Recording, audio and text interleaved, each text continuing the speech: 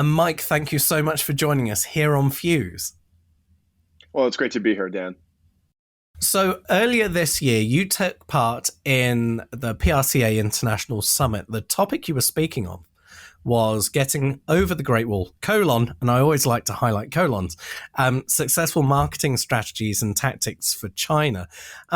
For perspective, you are speaking to us today from China. For anyone who doesn't know, just tell us about Brandgo, what the organization is, and how it came about. Sure. So it's great to be here again. I'm here in China, in Shanghai. I'm at home at the moment, but we are in the office normally for the last year. Brandigo is an agency that I co-founded 16 years ago, and I've been in China for almost 20 years. So we're a full-service marketing communications agency. We have about half B2B clients, and the other half are consumer clients. People like Costco is one of our major clients. And then we also work with large industrial and chemical corporations like Henkel and Chemours and people like that. So we have a pretty varied industry focus. We do quite a lot of social media these days and digital campaigns, as opposed to, let's say, 15 years ago when we were doing a lot of traditional PR and press conferences and things like that. It started when my wife-to-be said, "Hey, why don't you start a communications agency? That would be great." And I said, "I don't know anything about that." And she said, "That hasn't stopped you yet, so just go for it." And I did. And I was just finishing up one kind of quasi-failed venture. And as part of that, I put out one ad for our brand new company, and I had one phone call, and that was from Hooters. And Hooters, if you don't know, is for some of the listeners may not know, I guess American-based restaurant that's known for its servers to be kind of scantily clad. And they decided to enter China. They called us and decided to choose an agency that had no background, no history, and no clients. And we became their agency of record, opened their first store in China, did all kinds of advertising on campuses, which I think now is a little bit iffy, and had this very funny way to start the business. And now we work for all these multinational corporations. But so our initial start was pretty funny. So in that journey, and I'm really intrigued about this path forwards. It's going from learning the lessons of a organization that wasn't successful, taking the lessons from that, and really going and doing something different. The securing of that initial client, when an agency particularly picks up their first client and you're getting the work out there, you're doing it, you're delivering on what you want to do, and you're going, okay, but we've got to attract new business. We've got to keep growing. We've got to get the second client, the third client, the fourth client. Did you have in your mind at that point what the client's, what the client fit would be? Or was it like a lot of brand new agencies, brand new organizations, you're in that space of going, we need clients, whoever they are, let's get them in the door and then we'll work out what we do with them, because we've got Hooters, but we need something else as well?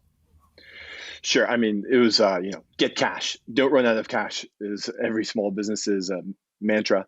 So in the beginning, take anything and everything. And it was fine. And we made our way. We figured out what we were good at. And we actually launched the business as, let's say, a branding and design kind of company, but realized that that actually was not our strength. Our strength was more about writing and media. And part of that was I have some background in that. So once we figured out that, hey, okay, this is our strength, and actually the market opportunity is great because PR has great value for clients. So once we kind of figured out the Venn diagram around that, we started to go in the right direction. And a lot of the other stuff was about, let's say, luck, being in the right place, having great friends who helped us early, for sure. And when it came to the staffing of your office when you first opened the doors, was it relatively Was it a couple of guys when you started out? Was it a small team? What was the dynamic and the shape of it? And particularly the bit that interests me, I've worked for agencies that have tried to open offices in different territories in different parts of the world, and not necessarily having local knowledge or local connections has been a roadblock. Right. And China's hard for sure. Understanding the local culture and understanding how they do things here does take, a firm local touch. Speaking Chinese helps. I wouldn't say it's everything. Um, so getting great staff early is something that I was very lucky about. I guess it's finding the right people here. Well, everywhere. It's everything, right? So, and it's still the challenge. I mean, if you talk to anyone in China right now and say, "What's your biggest challenge?" HR. Everyone's HR challenges. So getting people is okay. I think the trick then and now is keeping the people because retention is just a constant pain, especially in China. It feels that people look over there and the grass is greener and let's go over there. So you'll get resumes of people where it's 1 year at every single agency in Shanghai, and you're like, well, what am I going to do with you? You're going to stay for 1 year. It's a bit like the Silicon Valley situation where someone will work for all of the tech companies. It'll be short project and it'll be a very compressed time frame for each one. But then you may not necessarily have the confidence that they're going to stick around. And if you're going to invest in someone, it's beyond just getting them in to do a job because you might as well just use a subcontractor. It's getting them in to be a part of the business, to grow the culture of the business and grow the organization on a medium to long term basis. And I've certainly seen that. And London's pretty similar. You've got some agencies where or people at different agencies where they do move really regularly and they go project to project almost. That's the mentality that's come up. But also, as I understand it, and please educate me, I understand that Shanghai is a particularly competitive marketplace for working in the communication marketing sphere, and people are in that space of going, I've got these skills, you've got those clients, we can work together. And sometimes it's a case of bringing in someone because of their client book already, and with other people it's because they're a specialist in X, Y, or Z. It's incredibly competitive here. And one of the things is that the salaries have gone through the roof, which people don't realize. The clients think, some of them think, hey, this is old China and you're manufacturing and, you're making the iPhones and things like that. So this can't be that expensive when actually, it's very expensive here. I would say the salaries are on par or higher than European salaries for similar positions, lower than the U.S. So that's one of the very tough things here, I would say. So what I'm really intrigued about Brandigo itself is that you've got this footprint obviously in China, and you've got a great website. It told me the story of your organization, so I like that a lot. But also you've got a footprint outside of China as well, and the North American Chinese dynamic is an interesting one when you've got firms trading into China and out of China into North America and vice versa. Um, how do you look at international global clients when you're pitching to them? Do you sell it as the position that you are an international firm and you can work at both ends of a project? Absolutely. So I think one of our strengths is that we are a quote unquote international firm. There are great local Chinese firms that are wonderful, but they're probably more oriented for Chinese companies. So as such, we typically work with multinationals. Our office in Boston is amazing, and when we're working on projects together, it's really a global attack on it. It's really a fantastic time. So China itself, um, explain to me, because my the company for whom I work, we travel forwards and backwards to Shanghai and we do projects, here and there. But from my perspective and my understanding isn't to the scale of what my colleagues does or what they do. But when it comes to the marketplace, whether it's communication, advertising, marketing, cross discipline. What is the shape of a Chinese corporation, and they'll immediately get and understand marketing, or they'll get and understand PR, or they'll get the whole range and understand immediately what goes where. Because I'll tell you, the companies that at times I've dealt with in North America, in Europe, they'll go, we just want an advertising agency of record. We want an AOR, and they'll deal with everything. But they don't have the PR skills, or they don't have the marketing skills. So what is the ask from, let's say, more national Chinese companies rather than the internationals?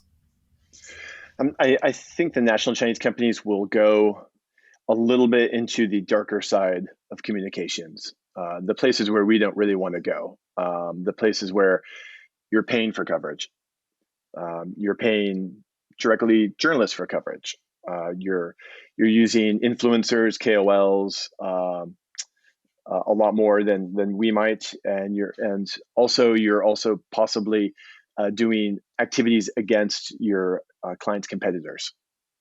So there are very dark things going on here. It is a web of intrigue sometimes. So you'll see, for example, um, like a home skincare brand or something like that, and suddenly all of these articles erupt of people are, their faces are burning from this thing, and I'm getting rashes, and it's all over the internet, and you've even got journalists reporting on it, and you realize, wait a minute, this is not true at all, and it's just been seeded through the web to take down your client. So there are things I would say that multinational corporations certainly shouldn't be touching, this kind of dark area of communications, and we certainly don't touch it either, of course. Complete eye opener to me. I mean, I look, I understand attack ads. We've seen them used forevermore. That someone's battery is better than someone else's battery, or my car's better than your car, or whatever it may be. But to the point of using negative social to discredit it, I mean, ethically disturbing, is certainly a thing. What would you say as a cautionary tale? Because if that is an element of it forms some of the norm of the marketplace. What would you say to a company who's maybe in Europe or other parts of Asia, or Australia, or North America? I could name every continent. What would you say to them if they're thinking of launching in China, and really, they're getting all this noise that this is the norm here, this is what you should do? I mean, obviously ethically we would say don't do it because it's not right. But if there is so much noise about that, is there a risk reputationally for an organization that they do it, and then they get their reputation tarnished outside of China? Absolutely, yeah. I think one thing is that, especially consumer brands have to really be ready for a tough fight here. It's not easy. They have to have a crisis communications plan ready, that's actually, it's actionable. It's not just something on the books. So that's something that's critical here. Um, and then the world is one. The internet's bringing it all together like it wasn't 15, 20 years ago. So if you're doing things in China that are iffy, um, someone's eventually going to hear about it. And it goes the other way as well. So brands have a lot of trouble in China when they do something in the West, or let's say on Instagram or on Western media, which is not supposed to be able to be viewable from here, but a lot of people have VPNs and such and can. And they'll see that, for example, H&M earlier this year has a statement about ethical use of cotton, and they're part of a consortium, and Chinese people and possibly other forces in China started to ask, hey, we think that you're questioning us Chinese, and that you're saying that we're unethical, but you're doing business here, and we don't think that's right. And so they've seen what's going on at headquarters, for example, and here in China, the brand is acting in a different way. So they've been taken down because of that. So H&M, they've been in this huge controversy along with other apparel brands, and Now H&M, I'll be surprised if they're not out of China, if they're not completely just been kicked out. So And we look at different companies and their mission statements and how they'll stand for different ethical beliefs that they have in their belief sets. And when you're dealing with different parts of the world and different societies and different cultures, there are sensitivities in those markets which may not necessarily align with a brand statement in another part of the world. And we've certainly seen companies and celebrities who endorse products and services who have been who have faced roadblocks with China because they've said something outside of the country. Obviously, brands internationally are focused on growth and being in that market. But is there a time at which an organization needs to look at themselves and go, we'd like to sell there, but we're just not a fit because of our values, our goals, our organization, and it's not a criticism of Chinese people or China, but it's a it's just not a fit for us. absolutely, and I think a lot of organizations are just realizing that you can't have it both ways. You if you want to be in China, you have to respect Chinese consumers, the Chinese. You have to follow the government rules. If you want to have your some type of thing like LinkedIn, then you're going to have that which works here. You're going to have your servers here, and the government theoretically probably has access to those. So you have to give up data protection, uh, and and you have to be ready for little crises to erupt anytime. Like you mentioned earlier, one day you can destroy your reputation and be kicked out and have millions of people just destroying you on social media. So I think a lot of companies, up till now, they could kind of get away with it. They could have their ethical statements that are, on their websites and that they're talking about in the U.S. or in the West, and then here in China, just sell, sell, sell, no matter what, just sell and do whatever the Chinese want.